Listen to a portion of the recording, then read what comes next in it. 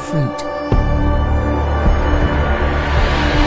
Sons were born to us, monsters of divinity and flesh. The Nephilim.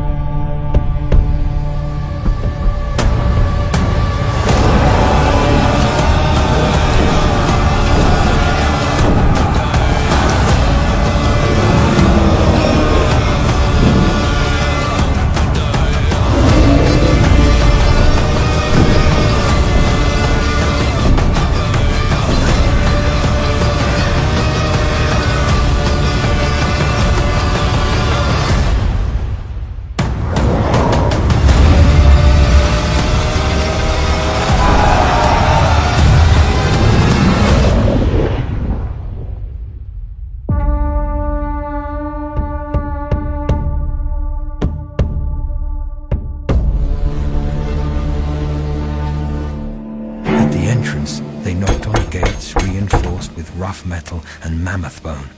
They cracked open, revealing 2 guards with spears poised. What's your business? My son and I have come to barter, for iron. I need more tools to tend my farm.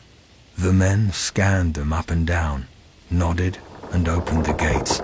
Methuselah's eyes widened with terror when they entered. Sitting atop thrones hewn from the skulls of the great lizards were beast-like men. They were nearly 10 feet tall, with arms like tree trunks and jaws like chiseled onyx. Their faces were deformed, with brows casting shadows over their serpent-like eyes. Methuselah could feel their voices in his chest when they spoke. If it isn't Enoch, the man who walks with the Creator himself, what brings you to our domain? We need iron. Our tools have worn, and you have taken all the iron in the region. What will you give me in exchange? So formal. Why not stay a while with us, Enoch? You could tell us some of your famous tales about the Elohim. We have wine and women aplenty.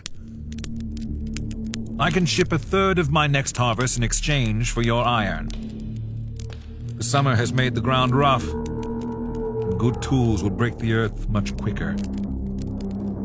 What's to stop us from just taking your farm, Enoch? We've consumed other farms within our borders.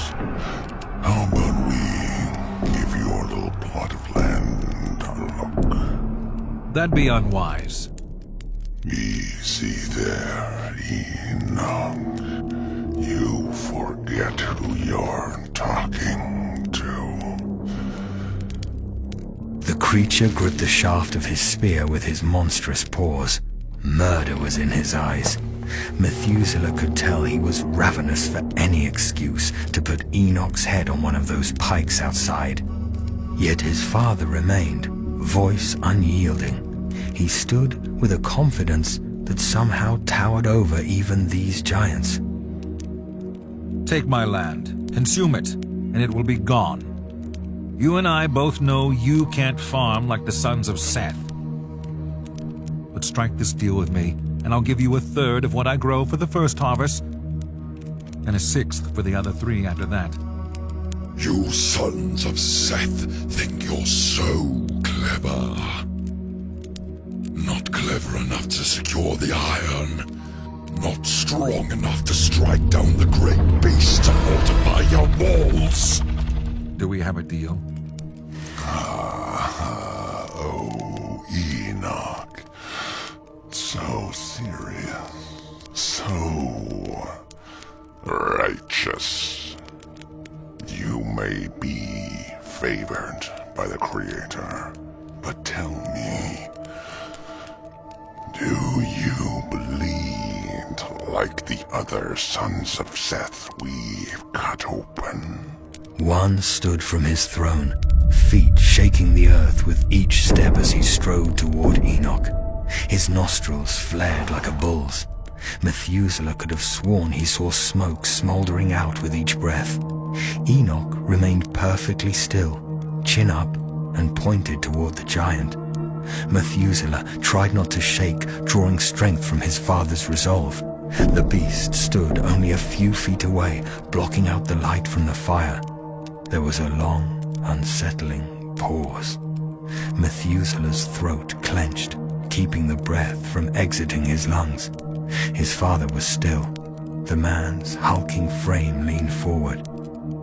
He bore his teeth like a wolf and spoke.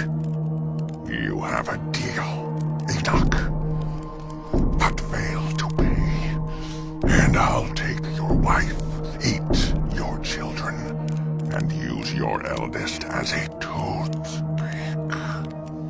I'm a man of my word. With the Creator as my witness, I shall pay my share. The Creator. You think hearing his name gives me comfort? Get out of here before I change my mind. Enoch wasted no time. He turned on his heels and left. Methuselah padded behind him like a puppy. They left the city. Its stench lingered on them for a while.